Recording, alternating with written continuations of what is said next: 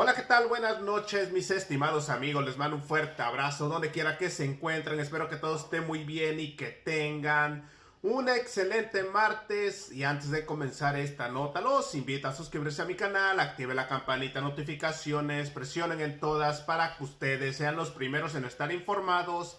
Y de esa manera me ayudarían bastante. Y bueno, esta es la nota. Reportero de López Dóriga llega a la conferencia del doctor Hugo López-Gatell hace unos minutos. Y sin más que decir y sin más que hablar, a continuación damos inicio. Noticias del Ferras TV Internacional, las noticias en caliente. Arrancamos.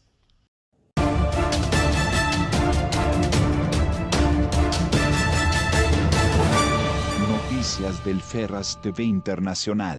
Así es, mis estimados amigos, hoy estamos a 19 de enero del año 2021 y aquí estamos con otra nota más. Bienvenidos a su canal. Y bueno, el reportero le hizo preguntas muy importantes al subsecretario de Salud.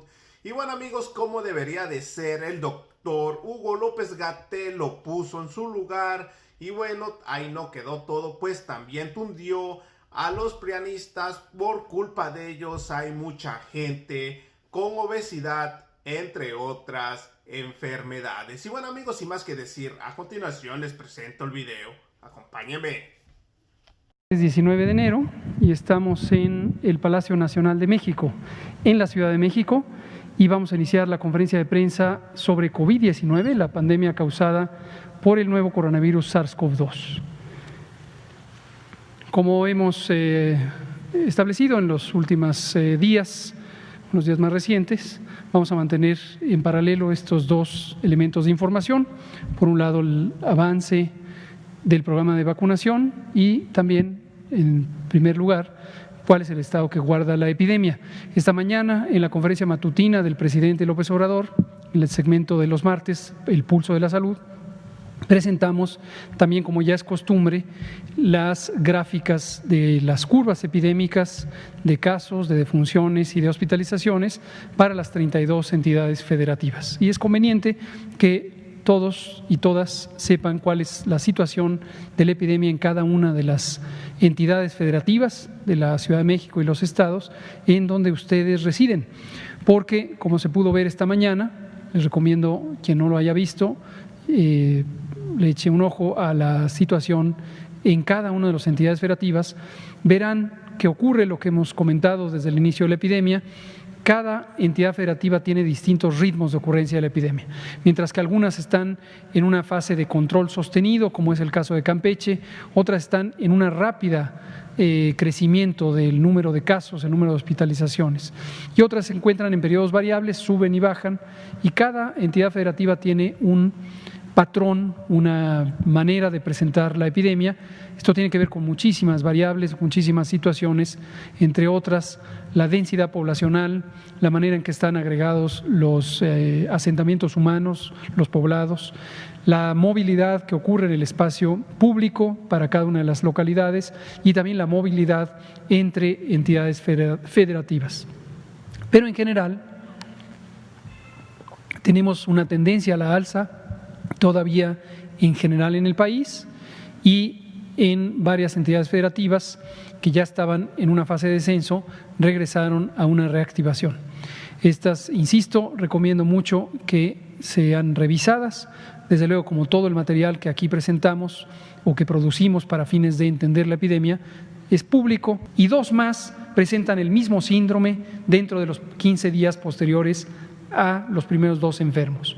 Esas dos personas, para fines de vigilancia epidemiológica, no necesitan realizarse ninguna prueba, deben ser considerados casos de COVID. De hecho, para fines clínicos tampoco necesitan prueba alguna, dado que no hay un tratamiento específico para el que se tenga que determinar la condición de positividad o negatividad de COVID. Entonces, esa es la realidad. Qué bueno que lo preguntó, porque ha sido una sorpresa para el mundo, por lo menos para el hemisferio norte, no haber tenido la agregación de las dos epidemias. Muchas gracias.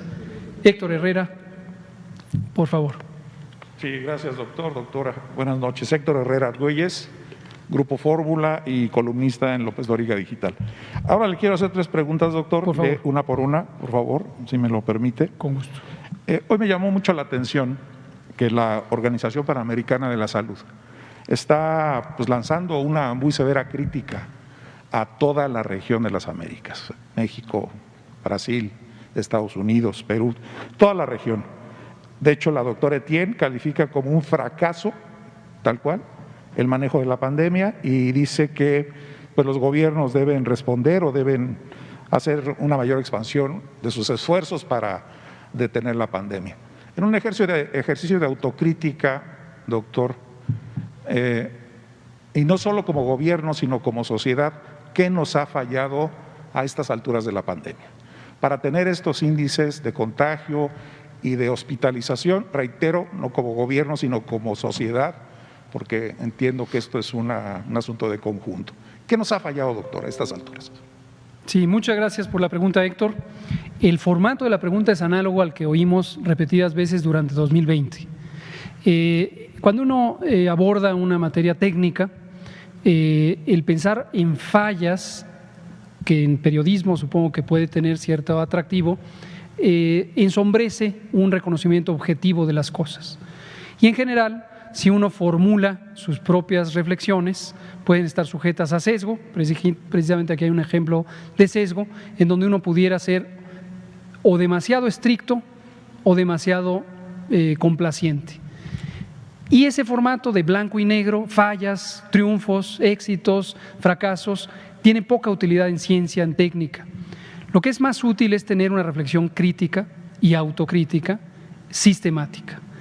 Hay muchos elementos en el manejo de una epidemia que son relevantes, desde el manejo técnico en la parte de salud, hasta las condiciones sociales, hasta los antecedentes mismos.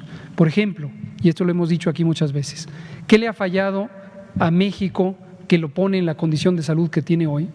Cuando sabemos que los determinantes fundamentales de las complicaciones de COVID y de la muerte por COVID son las enfermedades crónicas no transmisibles, y sabemos que México tiene, empezando desde los años 80 y claramente en los 90 y los 2000 iniciales, la más grande epidemia de enfermedades crónicas no transmisibles, asociadas con una mala alimentación, con el consumo de productos industrializados, ultraprocesados, etcétera, etcétera, lo que hemos comentado aquí, pues ahí hay ya un problema.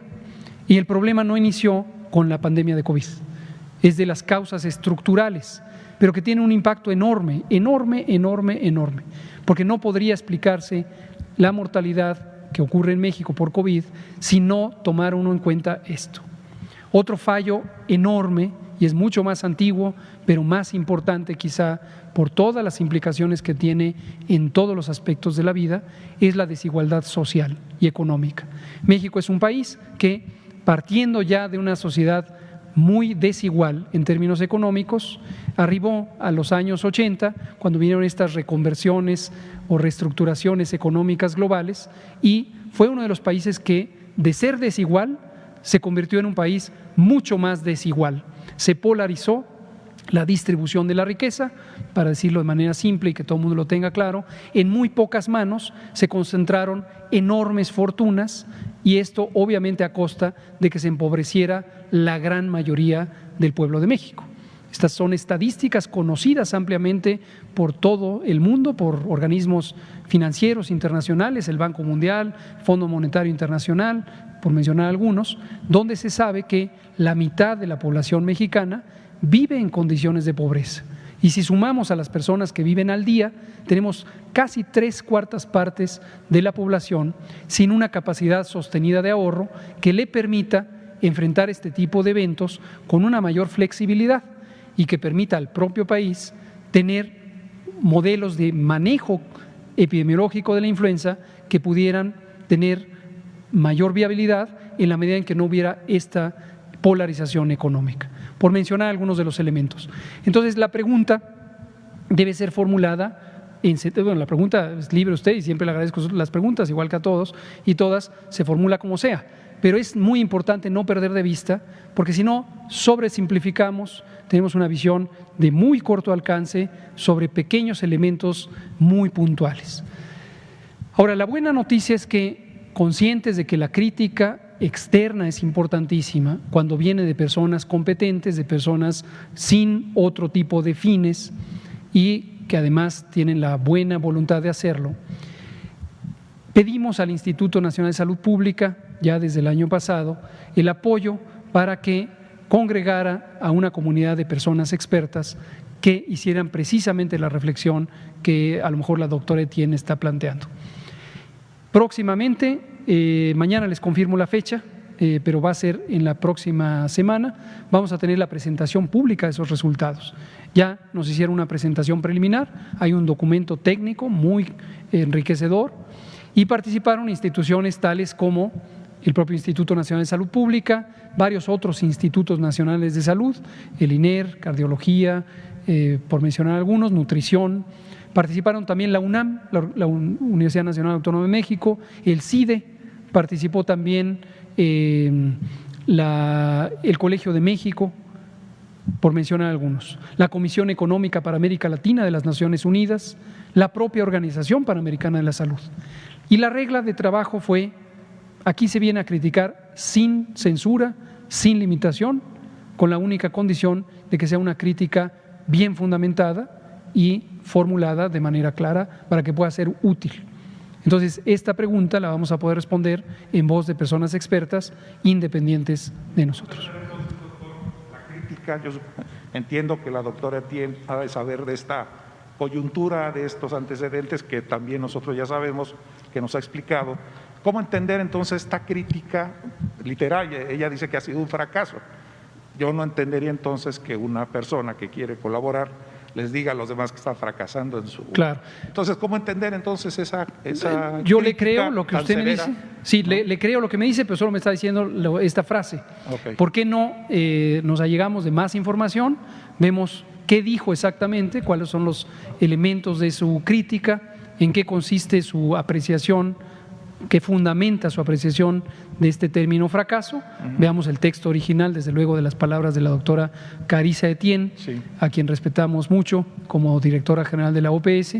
Veamos específicamente si se refiere a que todos fracasaron en lo mismo o que hay distintas experiencias que pueden nutrir lo que un país hizo bien a lo que un país no hizo tan bien. Muy bien. La segunda, doctor, tiene que ver con algunos reportes que estamos recibiendo de personas mayores, sobre todo jubilados, pensionados, quienes nos dicen que han estado recibiendo llamadas de la Secretaría de Bienestar y que les ofrece o que les está pidiendo que el día que vayan a recibir su dinero que les dan, el apoyo de la Secretaría de Bienestar, si ese día es posible que les apliquen la vacuna.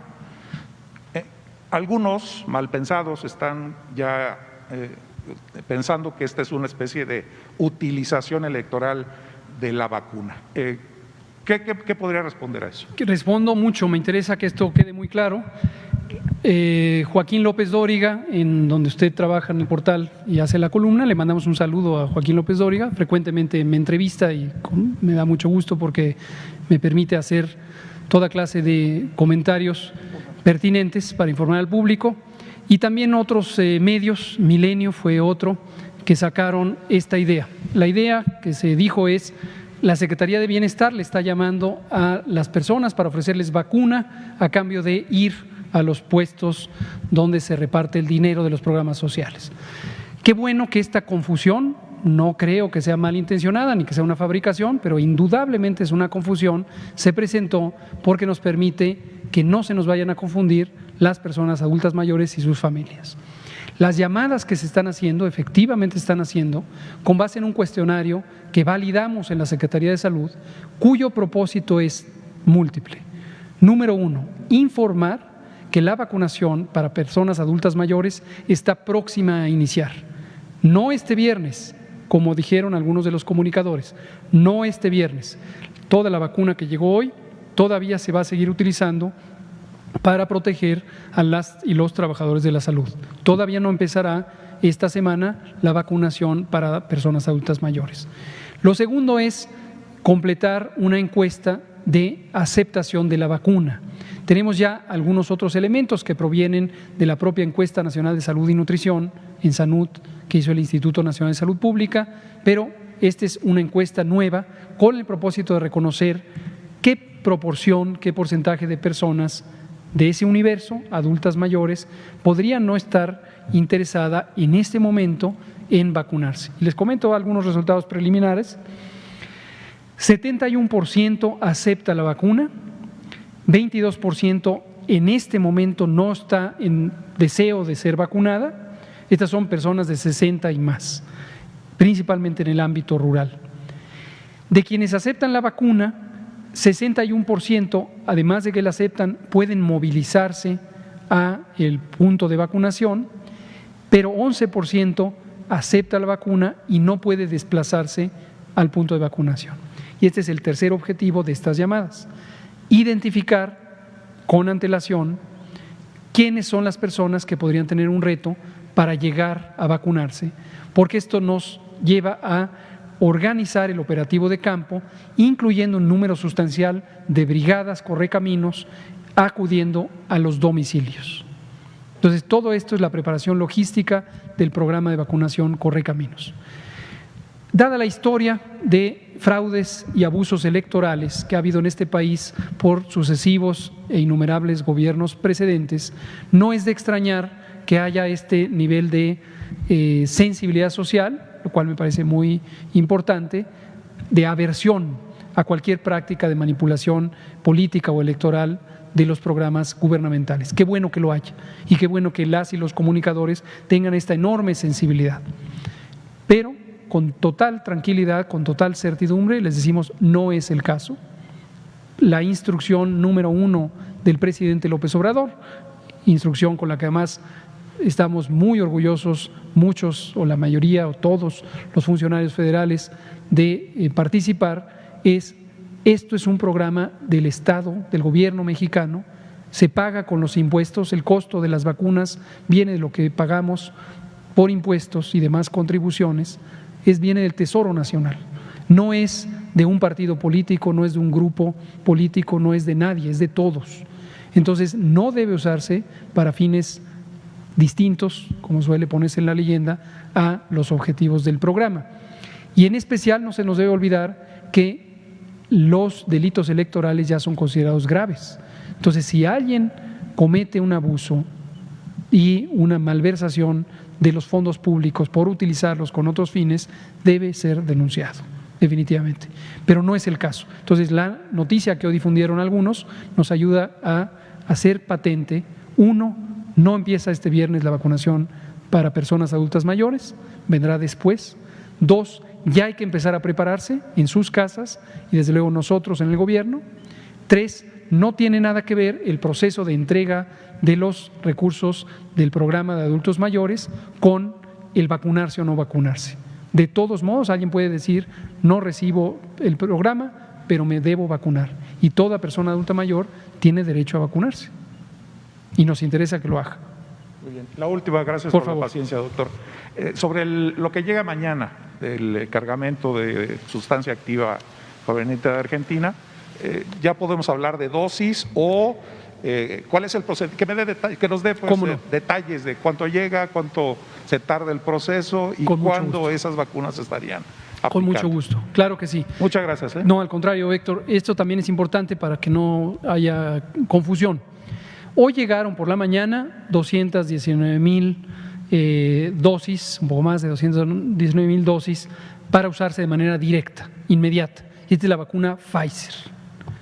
Punto y aparte, mañana a las 4 de la mañana arribará al Aeropuerto Internacional de la Ciudad de México un cargamento de el granel de la vacuna de Astra, vacuna que ya tiene autorización de uso en México desde el pasado 4 de enero, pero todavía no está lista para ser usada. Entonces, esto que llegará al aeropuerto es un cargamento que viene en forma líquida, en volumen grande, son un poco más de 5,000 litros, viene desde luego en unos contenedores especiales, protegidos sobre todo para la estabilidad química del producto, y van a ser trasladados, resguardados por las Fuerzas Armadas a la planta en donde se va a envasar. El proceso de envasado técnicamente le llamamos llenado y terminado, y ese llenado es en los pequeños frasquitos que serán en su momento utilizados para extraer las dosis que se aplicarán a las personas, pero no en este momento. En este momento estos 5,000 litros se van directamente a la planta de Liaumont, esta planta de una farmacéutica mexicana muy estable, con mucho prestigio, que tiene una planta muy moderna, competente para envasar productos biológicos y que ha estado en el proceso de hacer algunas reconversiones para ampliar la capacidad de producción. Y se espera, de acuerdo al plan técnico, que para fines de marzo ya estará en capacidad de producir los 77.4 millones de dosis para México, desde luego no de un momento para otro, empezará a finales de marzo y continuará durante todo el año produciendo hasta completar 77.4 millones de dosis para México de la vacuna Astra y hasta 200 millones de dosis para varios países de América Latina que la vacuna será exportada desde México. A su vez, el producto de origen, estos 5,000 litros, vienen de una planta biotecnológica que está en Buenos Aires, Argentina, que la acabamos de visitar cuando hicimos este viaje en esta misión especial en Argentina. Una planta también de primera calidad, es una empresa relativamente joven que se llama Max Science y que produce biotecnología. Ahí pudimos ver el proceso de elaboración. Justo el día que visitamos la planta, 24 horas antes se había terminado este embarque que va a llegar mañana a México. Con esos 5,000, con gusto, con estos 5,000, cerca de 5,200 litros, se estima que puede producirse 1 millón de dosis. Y digo se estima porque no es exacto, durante el propio proceso de fabricación se puede deshidratar un poco el producto, puede haber desperdicio al momento de las tuberías por las que fluye el producto, hay parte que se tira, pero aproximadamente 1 millón de dosis. Y por supuesto seguirán llegando este tipo de cargamentos. En principio tendrían que llegar cerca de 277 millones de cargamentos semejantes a este.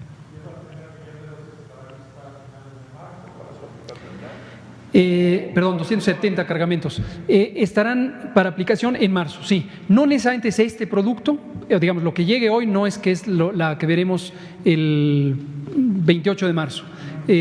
Muchos son también para las pruebas técnicas finales. Las pruebas técnicas son importantísimas porque son el último elemento de los altos estándares de calidad. Entonces es posible que el primer embarque en realidad se usa para el procedimiento de puesta en marcha de las instalaciones de la planta. ¿Vale? A la calibración. Llamémosle calibración, justamente. Entonces puede ser que una parte se conserva ya para uso, pero en su mayoría va a ser usado para calibración. 277 embarques como este tendrán que llegar para suplir a lo que contrató México y lo que contrataron otros países de América Latina. Muchas gracias. A ver si nos da tiempo, nos quedan 2 minutos. Liliana Noble, Pulso Saludable. Hola. Buenas noches, Liliana Noble de Pulso Saludable. Doctor Gatell, usted en la mañana decía que Querétaro, al igual que otras 19 entidades, están en este riesgo de volver a semáforo rojo.